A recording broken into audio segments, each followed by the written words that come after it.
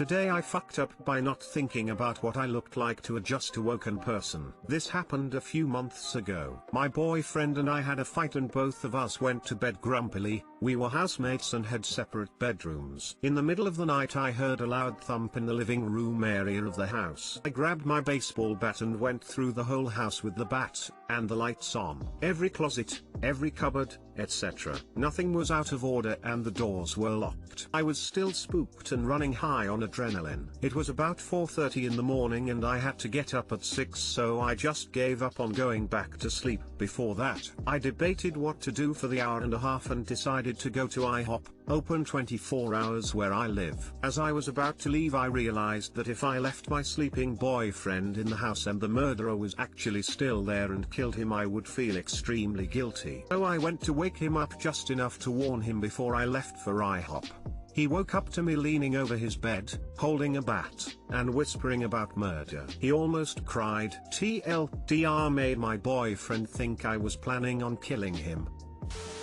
I get sleep paralysis on warm nights and start moaning, like a ghost, not the sexy kind, in my sleep. It actually sounds scary. I've heard the recording, and my wife has to shake me awake to stop me. And without fail, every single time I wake up screaming at her face as if I saw a ghost. My brain takes a few moments to sort of make sense of her face and recognize her during that phase. It's funny and frustrating for both of us.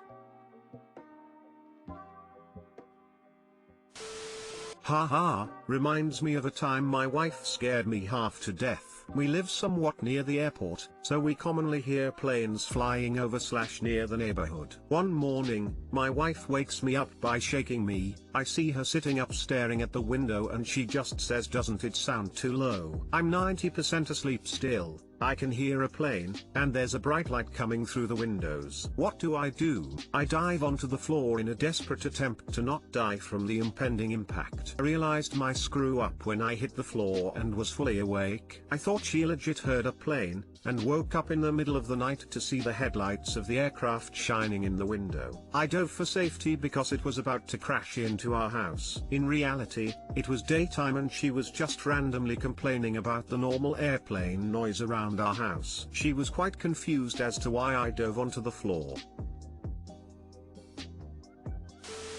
Wouldn't let you handle any sharp objects in the near future. Nobody murders my boyfriend but me. And the murderer was actually still there and killed him, I would feel extremely guilty. This is the best part. This is exactly the sort of thing I'd be thinking too. There might be a murderer, so I'm awake you so you don't wake up dead.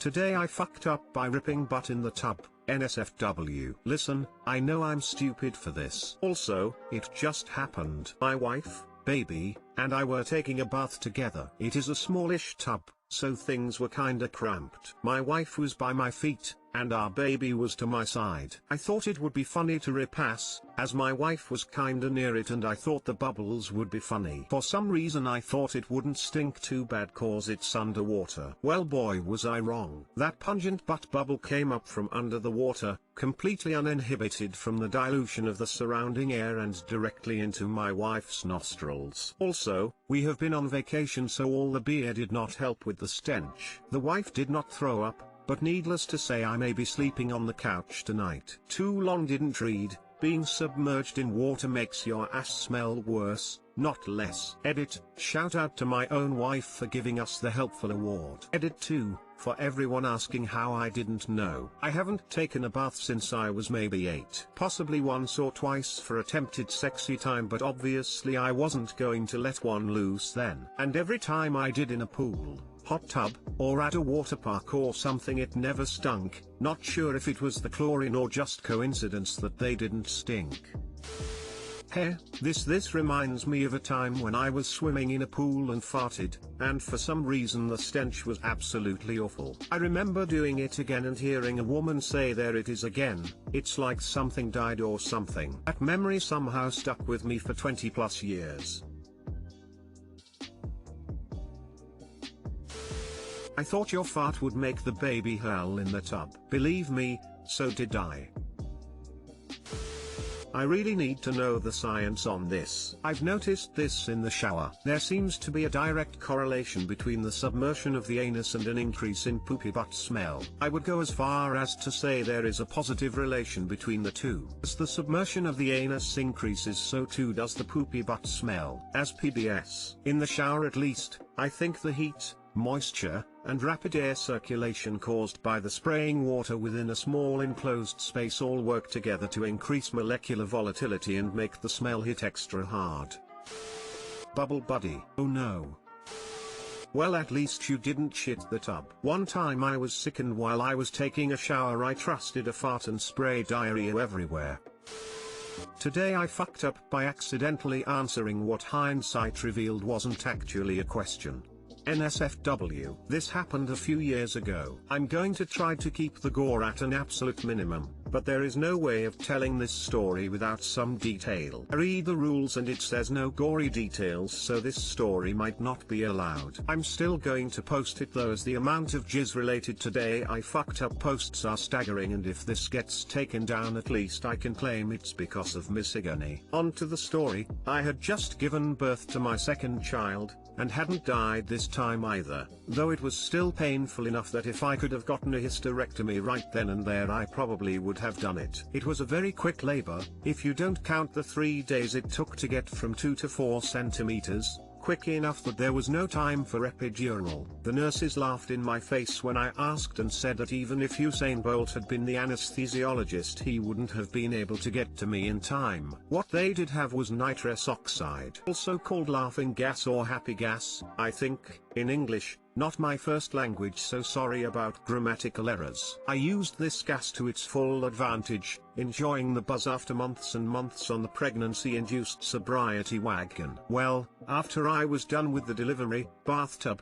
10/10 would recommend, the nurses put me in a gynecologist chair to check for rips and tears. At this point I sort of felt the effects of the laughter gas, but was still pretty sober-ish. I had just had a baby after all, and the hormones were doing some pretty impressive, highly unchoreographed cha-cha in my brain. Still, the adrenaline was slowly leaving my body and I was starting to look forward to not having other people in my vagina. Unfortunately I had to wait a while longer for this blessed occurrence, as the nurses had to examine me to see if I might have to sue my youngest child for reparations. They took a very quick peek into what probably looked like a battlefield from a Monty Python production, glanced at each other, then turned to me saying, "Okay, so we're just going to turn this thing up some." They then proceeded to turn the thing, laughter gas, on what I can only assume was the maximum setting. I, realizing what this meant, braced myself for this next step in the magical wonder that is childbirth by taking some truly Snoop Dogg-worthy drags of the mask that promised a decent slice of chemical heaven. I was feeling quite pleased that I now had access to drugs and it wasn't even illegal. This should maybe have been my first clue that I didn't have all of my faculties, as you're probably not supposed to think like a meth addict with your 5-minute-old kid in the room. Anyway, the nurses had just started to stick me up, when one of them said, offhandedly, to the other, "Huh, these look almost like cat scratches." The other nurse confirmed with a and I, mid-drag, immediately went absolutely stone cold with horror. The nurses didn't notice this, as they were busy trying to rescue the remains of my vagina, but my poor confused mind started racing like it was qualifying for the Olympics. I took another firm drag of the laughter gas. Hey, it's free where I'm from, universal healthcare FTW, thinking harder than I ever had in my life. I could no longer feel my bottom or my hands, but that seemed less important. Cat scratches? That's impossible. I hadn't had a cat up there. Had I? Think quirky hermit think. I mean, we didn't even own a cat. But my friend owns one. Could that cat have accidentally? And then, and this is where the real regrets start, you know that thing you do when you've forgotten something and you're working really hard to remember? You try to envision it. So there I was,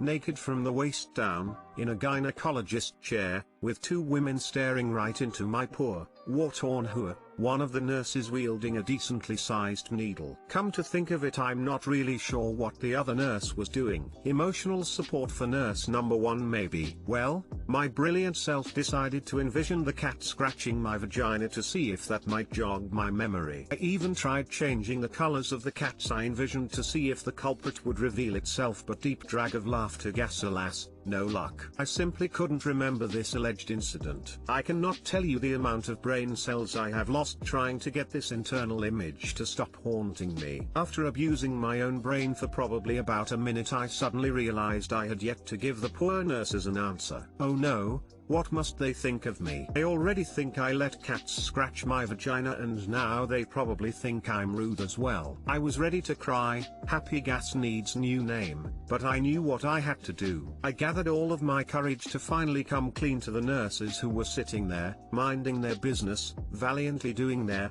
let's face it, not enviable, jobs. I said with as much dignity and severity as can possibly be mustered in the position I was currently in, I'm so very sorry. The nurses glanced questioningly up at me, so I soldiered on. I've been thinking, and I really can't remember if a cat scratched me there and, for my grand finale, but I can't completely rule it out, either. The nurses looked at me in shock for about 5 heartbeats before slowly descending onto the floor. They weren't so much laughing as wheezing like a pair of asthmatic seals, all while I had needle and thread dangling from my at that moment not so private parts. I immediately realized my mistake as I looked wildly around to meet the horrified eyes of my husband holding our newborn child that was not a cat at all. The nurses very quickly turned down the laughing gas and wouldn't let me hold my baby for at least 15 minutes. Too long didn't read. Today I fucked up by inhaling too much laughing gas and telling nurses that a cat might or might not have scratched my vagina.